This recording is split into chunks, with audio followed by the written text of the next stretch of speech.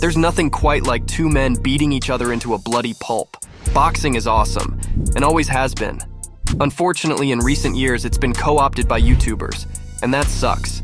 So join us as we see how YouTube boxing has ruined the sport as we know it. There used to be a time when boxing was the undisputed heavyweight champion of sports. It stood proudly alongside the likes of baseball, soccer, and horse racing as one of the biggest spectacles in the world. The appeal of two skilled fighters beating the living daylights out of each other pleases a kind of disturbing side of human nature, especially for guys. Heavyweight title fights in particular were the stuff of legends. Fights like the iconic Fight of the Century between Muhammad Ali and Joe Frazier in 1971. The world stopped to watch as these two giants collided in a boxing match that became more than just a sport. It was a cultural phenomenon. Boxing was more than just a sport. The drama, the tension, the exhilaration of watching a knockout punch or a thrilling comeback, it had it all, and it was beautiful. But as time passed, something changed. Boxing's grip on the world began to loosen. The larger-than-life personalities of Mike Tyson, Muhammad Ali, and Sonny Liston faded away. Fans began losing interest in the sport. And the biggest sign of boxing's fall from grace was the lack of big-name matchups. The dream fights that should have been made often weren't. Boxers became more interested in protecting their records and images than giving the fans what they wanted. And so the sport that had once been a symbol of athleticism, courage, and determination found itself struggling for relevance.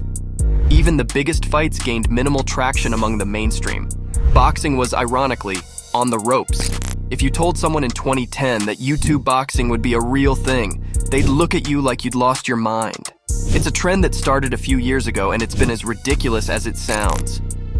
It all began with two British YouTubers, KSI and Joe Weller, agreeing to settle their beef by facing each other in the ring back in 2018. It was a pretty random thing when it happened, and that's what fascinated so many people. A ridiculous amount of people tuned in to watch it. These dudes weren't pro boxers, but they had insane YouTuber star power. No one knew it at that moment, but that fight started a fire. Because it was just the tip of the iceberg. The real heavyweight clash was the rematch between KSI and another YouTuber, Logan Paul. Millions of people tuned in live, and pay-per-view sales went through the roof. These guys brought in numbers that put a lot of pro boxers to shame. Think about it. KSI versus Logan Paul 2 had millions of pay-per-view buys, and the first fight wasn't too shabby either. This trend brought in the kind of cash that could make a dragon jealous. And it's not just the fight itself, it's the whole package. The hype, the drama, the trash talk, YouTube boxing had it all, and it translated into some serious dough.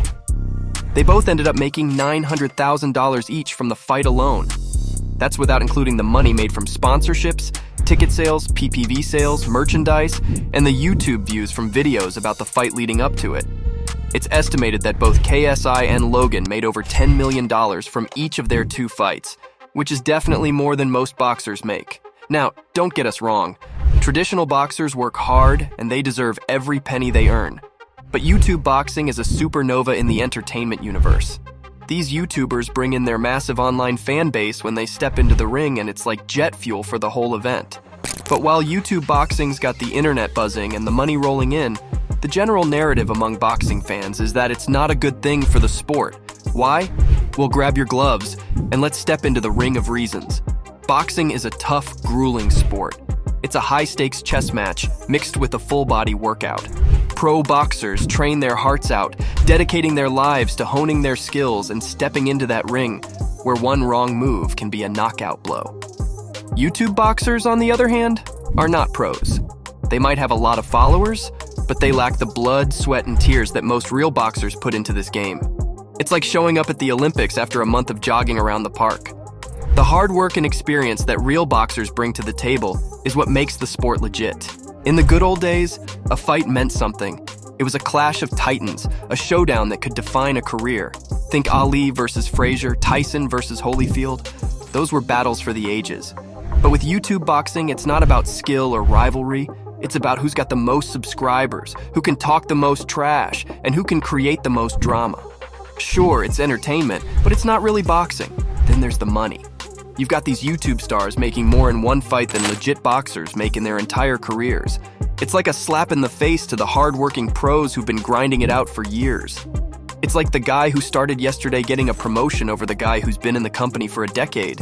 It just doesn't feel right. So while YouTube boxing might be getting the views, the attention, and the Benjamins, it's stirring up a pot of problems for the sport. Traditional boxing is about skill, dedication, and the pursuit of greatness. YouTube boxing is about clicks, views, and the pursuit of internet fame. And it's changing the game in a way that's damaging the art of boxing, and doesn't look like it's leaving anytime soon. Thanks for watching, and we'll see you next time.